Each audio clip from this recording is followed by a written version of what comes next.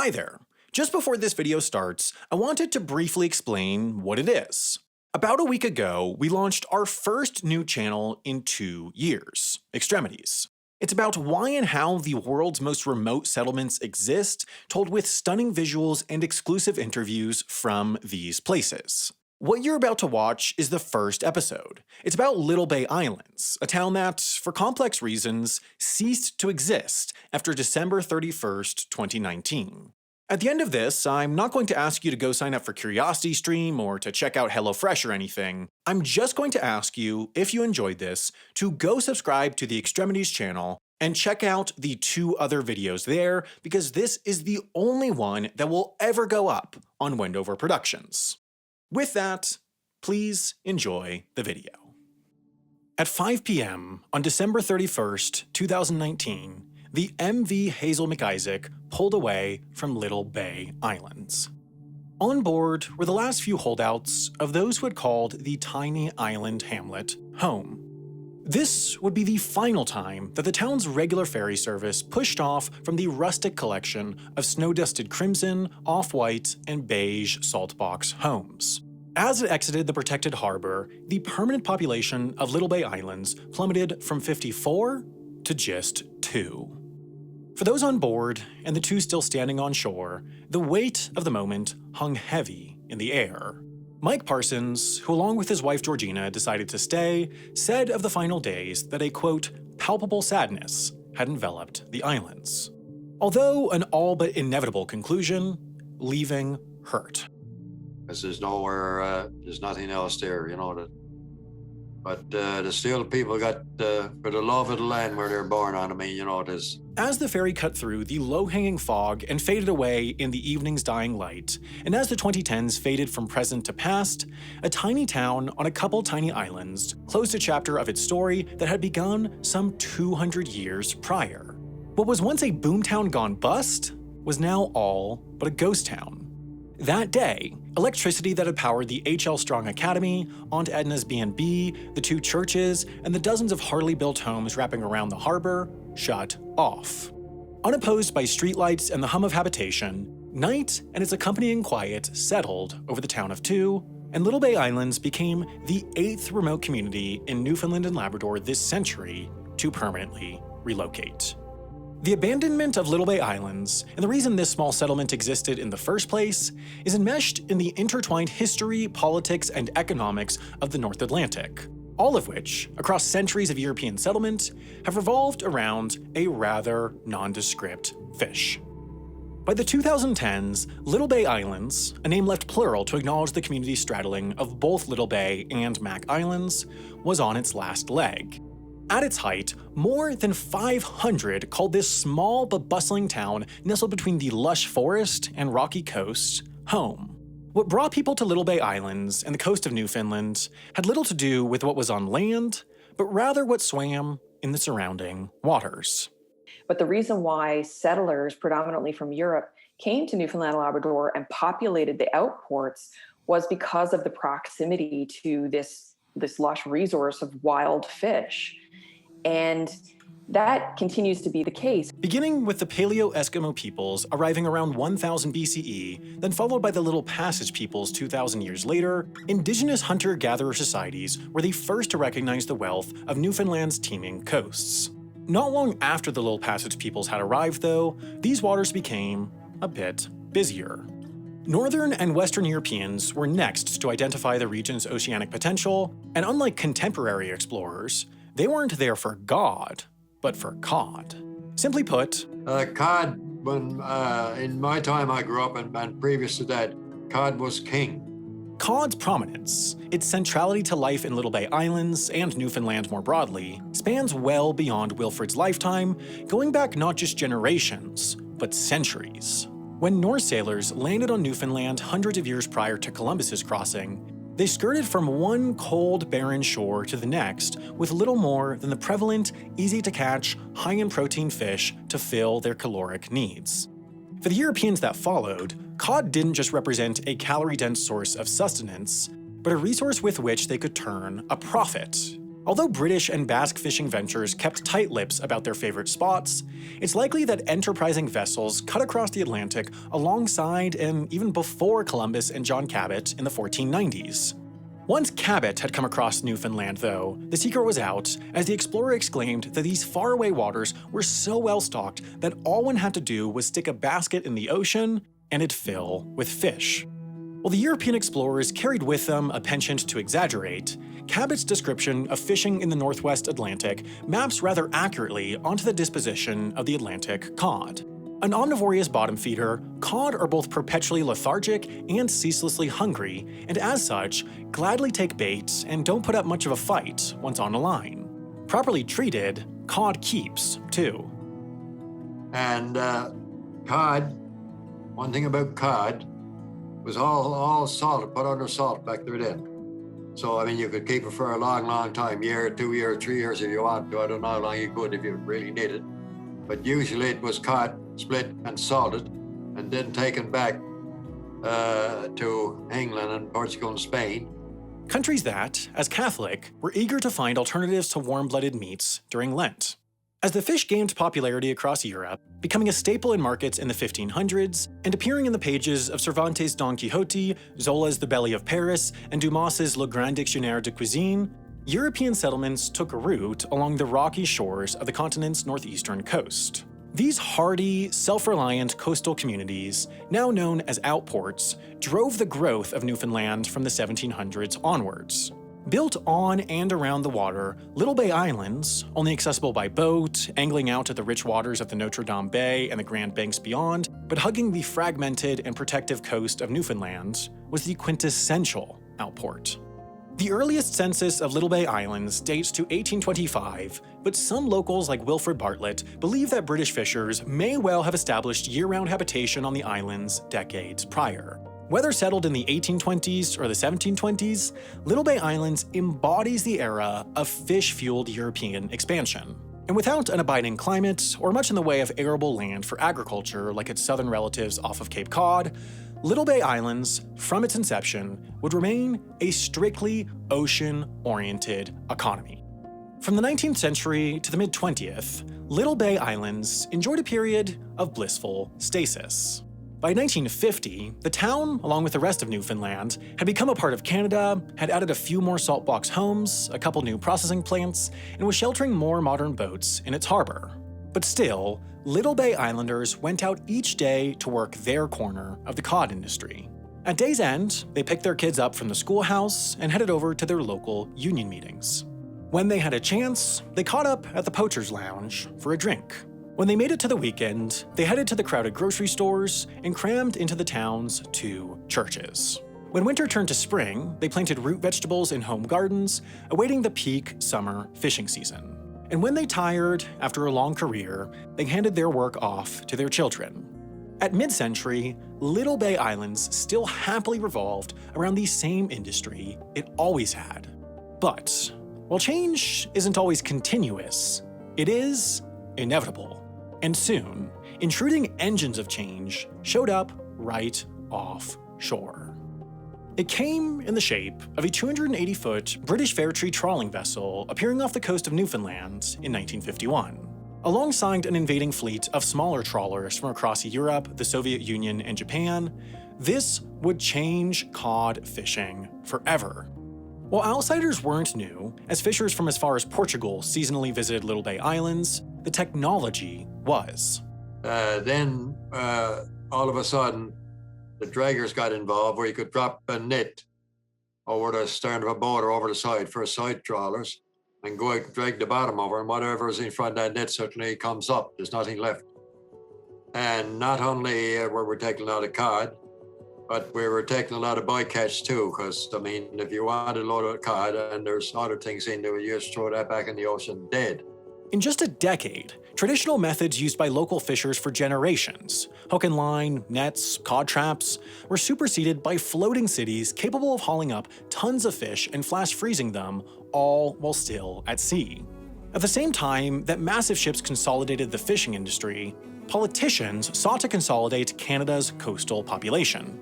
In an effort to save on expensive government-provided services, ferries, power, healthcare, The Centralization Program of 1954 and the Fisheries Household Resettlement Program of 1965 moved thousands from remote outports to population centers. In the 1950s and 60s, the waters around Little Bay Islands had become overcrowded, and towns not so different from it began feeling pressure to relocate. But not only did Little Bay Islands persist during this period, it thrived. Its docks, shops, processing plants, churches, and school hummed with activity. For the moment, there were enough fish to support both the cities at sea pulling it in by the ton and the town's continued small-scale operations. That moment, however, proved fleeting. With innovation, mechanization, and the ruthless pursuit of efficiency came disaster. By the 1970s, annual fish hauls were tripling the tonnage of those from 3 decades prior. Cod populations couldn't keep up. With collapse on the horizon, Canadian officials took action, turning back foreign vessels and placing quotas on the fish. But it was far too little, far too late.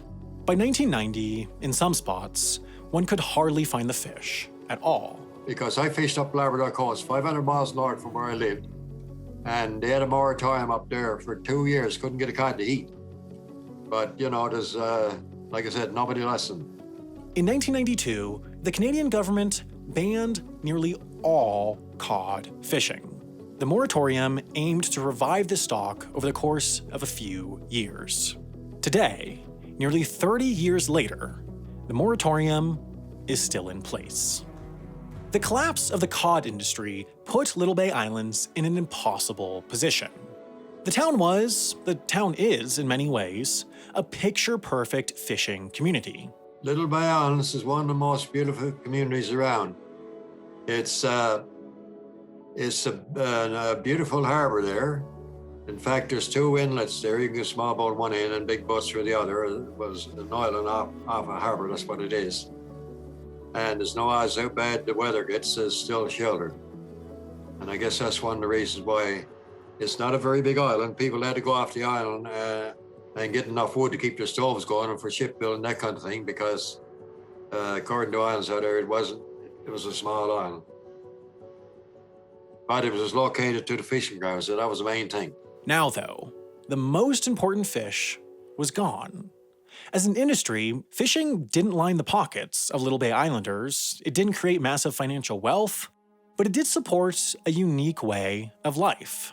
It nurtured the small-town camaraderie that only blooms after decades of waiting together in the same lines, singing the same hymns, and drinking the same draft beers. It furthered family bonds as mothers and fathers taught their trades to daughters and sons. As the rest of the world moved towards urban centers, Little Bay Islands offered an alternative path for those enchanted by a rural, rugged lifestyle deeply entangled with the surrounding landscape. Fishing made it possible, and Little Bay Islands had stayed loyal. The town had no backup plan, no alternative industry to pick up the slack should something go awry. Here, cod was king, and now cod was dead. While fishing stayed a consistent economic driver for centuries, the actual day-to-day practice has proved dynamic, requiring flexibility and, at times, mobility. So resettlement is as much a part of outport life in the province of Newfoundland and Labrador as the fishing that brought people there in the first place. Some, the earliest seasonal fishing parties and later families relocating in search of better home bases, moved by choice. Others, Indigenous peoples and outport communities deemed too far from urban hubs, were pushed or forced to relocate. While Little Bay Islands had dodged resettlement by choice or force for well over a century, by the late 90s, it was becoming difficult to ignore the creeping thought that their time to pull up stakes was quickly arriving. In the years following the moratorium, Little Bay Islanders turned their efforts to crab, fish, and capelin, fish that have kept Newfoundland's economy afloat through to today. Yeah, so while the East Coast cod fishery collapse, what's popularly known as the cod moratorium, happened in July of 1992 and is still underway today, I think what people don't realize is that this is still $1 billion industry, fisheries. And in the decade that followed, you had 10% of the population of Newfoundland and Labrador move away. As Little Bay Island's fishers moved to the mainland to find work, institutions that relied on their presence, the grocery stores, churches, and school, began to falter. In 2009, the crab processing plant, the town's last major employer, shuttered, leaving the women who worked the plant little choice but to relocate or rely on unemployment programs. In just a few decades, the bustling town, with boats whizzing past its wharves by day and the poacher's lounge filling to standing room only by night, had taken on a melancholy quiet. As families peeled out of town one by one, the murmurs of whole-scale resettlement gained momentum. In Newfoundland and Labrador, the term resettlement is a loaded one. I don't know. Resettlement is a bad word for me. I mean, we did that back in Joey Smallwood's day. And it was a terrible thing to do, uprooted people that, that was there all their lives and didn't improve their one bit in the world. In the wake of the cod collapse, the government revived the unpopular mid-century policy in 2010. This time around, the resettlement program offered a proportionally larger payout, prohibited the provincial government from initiating the process, and, if viable, required the community to approve the decision by a 90% vote. Still, more amenable terms aside, such a move was bound to hurt. But I think the reason why it really strikes an emotional chord in Newfoundland and Labrador is because it feels like the death of this way of life. And so, I felt that even when we sold my grandfather's home in Little Bay East on the southern shores of Newfoundland and Labrador, here I had this physical link to a community that my ancestry was tied up in for hundreds of years. And then, for that to be gone and to not be able to have that physical link to a place that I remember growing up and, going with my father to his childhood home and beach combing along the beach and being able to go out and dory with my family members, to have that access pulled is more than, let's do something different next year's summer vacation. It's this connection to place and culture and heritage and tradition. And so I think that's difficult for people. Opportunity created Little Bay Islands. When opportunity died, the town was bound to soon follow. As the Grand Banks clogged with oversized trawlers and fishing transformed from a timeless profession to one with an expiration date, Outport youth began to look west for opportunity. Often this is what is happening. There's no jobs. One time, when the fisher's gone to go, even summertime when you're out of school, you got a job at a fish plant, working in the fish plant, or you went in the boat with your father, or went down on the wharf cutting out tongues, you made a living. But now there's nothing for them to do. Come out of school, there's very few places to pick up a job in Newfoundland and Labrador today.